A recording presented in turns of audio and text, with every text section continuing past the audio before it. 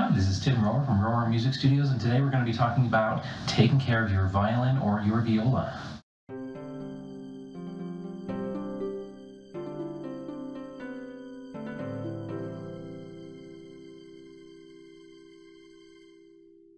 So the first thing that I want to talk about today is the fact that your instrument is made primarily out of wood. Most of this is wood, and wood has special things that we have to be careful with.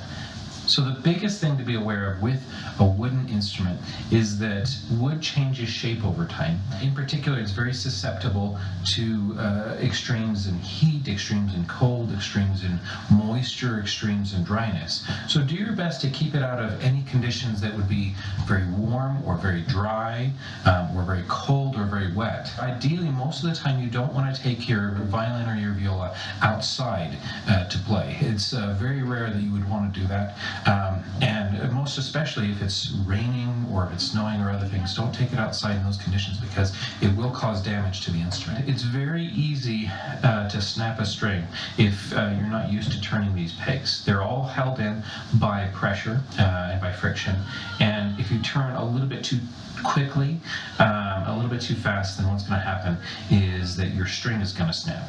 So for the most part, beginner students, if they do end up tuning, we use fine tuners that are down here on the tailpiece.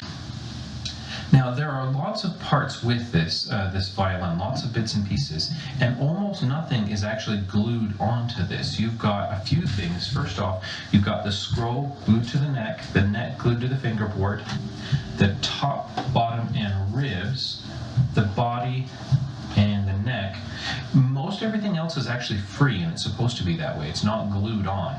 So with this, what you always want to be careful of is jostling the instrument. We don't want to hit it very hard up against anything, and even if it's inside of the case.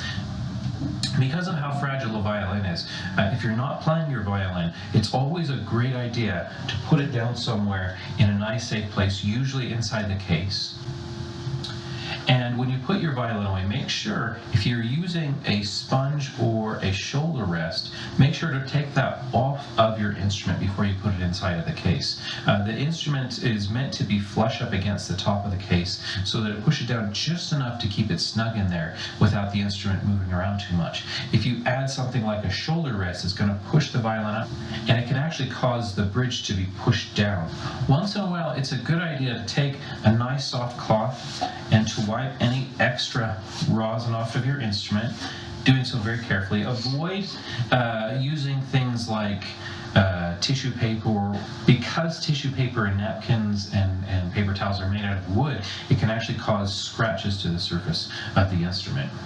Once in a while, you want to get the rosin off of the strings. That helps brighten up the sound a little bit. If you imagine ringing a bell, when you hit that bell, something touches it, what's going to happen is a dampening of the sound. And that's actually what can happen with the rosin if you have too much rosin on your strings.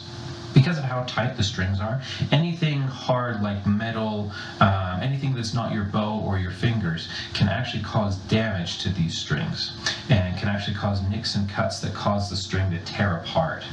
Biggest thing really is just be very cautious and careful.